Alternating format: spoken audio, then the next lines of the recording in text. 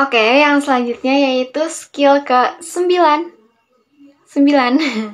Nah, skill ke-9 itu yaitu listen for almost negative expression. Nah, strategi ini tuh berfokus pada kemampuan kita untuk mengenali dan memahami ekspresi dalam bahasa Inggris yang terdengar hampir negatif.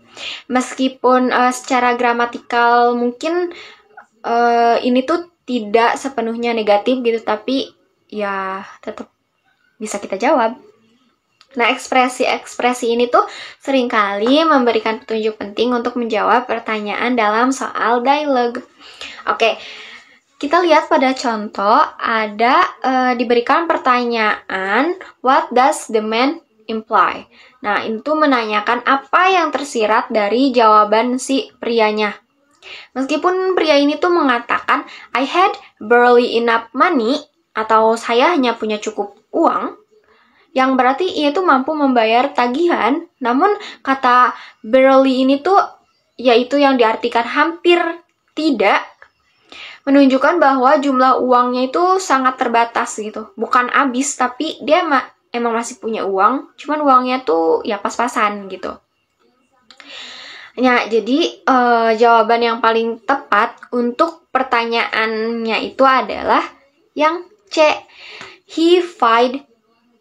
Yang C, he paid the bill but has no money left. Dia membayar tagihan tapi tidak punya uang lagi. Gitu.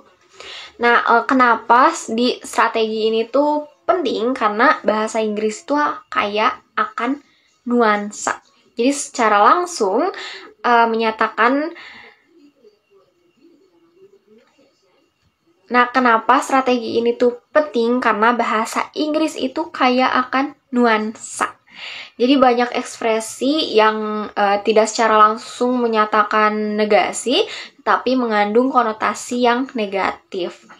Gitu. Terus juga ya soal TOEFL itu seringkali menguji pemahaman kita terhadap nuansa bahasanya. Jadi dengan memahami ekspresi hampir negatif ini, kita dapat menjawab soal-soal yang lebih kompleks tentunya. Jadi selanjutnya juga aku punya tips tambahan biar bisa ngejawab soal dengan skill listen for almost negative expression ini. Yaitu yang pertama, perhatikan kata-kata penguat dan pelemahnya. Jadi kata-kata seperti barely, hardly, almost, quite, dan rather dapat mengubah makna sebuah kalimat gitu. Jadi kalian harus hati-hati banget. Terus juga selanjutnya yaitu perhatikan konteks percakapannya. Nah, konteks ini tuh dimana sebuah kalimat diucapkan dapat memberikan petunjuk tentang makna yang sebenarnya.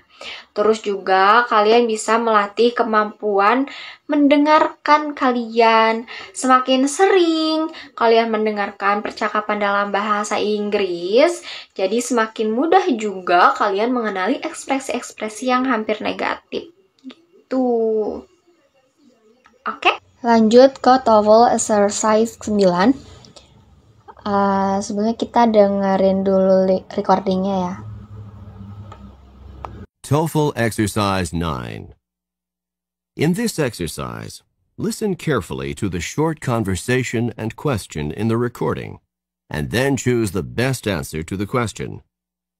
You should be particularly careful of almost negative expressions. Number 1. Do you expect a lot of rain this month? It hardly ever rains in July.